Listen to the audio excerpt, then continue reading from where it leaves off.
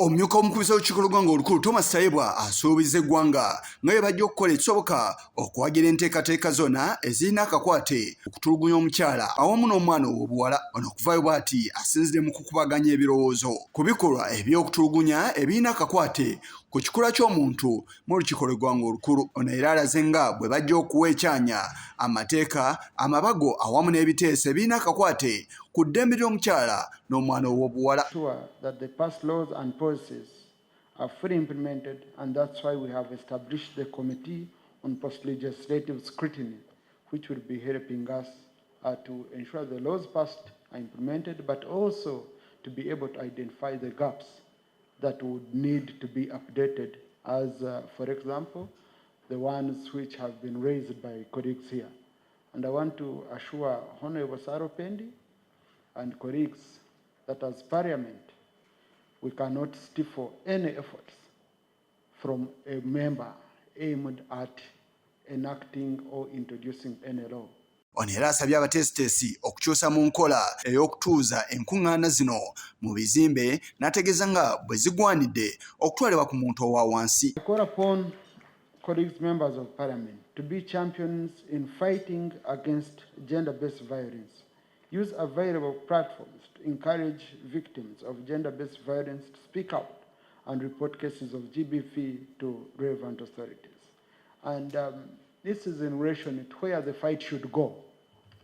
The fight should go outside conference rooms, outside air-conditioned, offices and stakeholder engagements, to down in the village. Because most of the cases that we do have are deep in the village. You can't even say they are reported. Bannaddiini nabo alaze kye basobola okukola mu kulwanirira eddembe ly'omukyala. It's a primitive kind of thinking which we have to work on. We have to go deep. We have to work with the religious leaders. We have maybe to see a way of introducing name and shame in rural communities. For example, if we can work with religious leaders, every Sunday they read out lists of men who beat women. Yes, they read out lists because they are reported. They are known in the village. Mu buufu bwe bumu, minisita w'abaana n'abavubuka Sala Mateke atadde ku nninga abantu bonna okwenyigira mu nkuza y'abaana bonna awatali kusosola. Is that we must raise boys who respect women and girls as equal human beings. I believe all this is because, Right Honorable Deputy Speaker, when girls are getting married, they normally say they should go and visit the what? The Sengas. So where do the men go to visit? Who talks to the boys? And these are our boys that we are raising. I wish they call them the what? The Kojas also do their work. Ye ssentebe w'ekibiina ekitaba ababaka abakyala mu Parliament ekya Uganda Women Parliamentary Association YOPA, Saropendi asabye abantu bonna okubaako kye bakola okulaba nga obutabanguko obulina akakwate ku kikula ky'omuntu bukomezebwa. Ending violence against women and girls cannot be a responsibility of any single sector. It is a responsibility of everybody. And it's not until we realize that women and girls, just like men, all matter, and we must respect one another. We are all God's creations.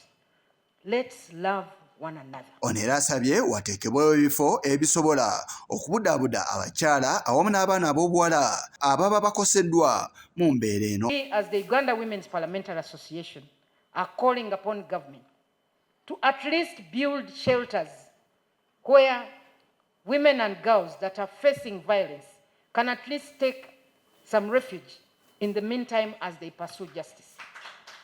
We have left this to the private sector. Ku mukolo gwe gumu kwetabiddwako ababaka b'amawanga malala awamu n'ebitongole by'ensi yonna okuli owa Sweden awamu n'owa UN Women nga nabo balaze obukulu bw'okulwanyisa obutabanguko mu maka. By reforming domestic laws and policies, while also becoming signatories to several international treaties.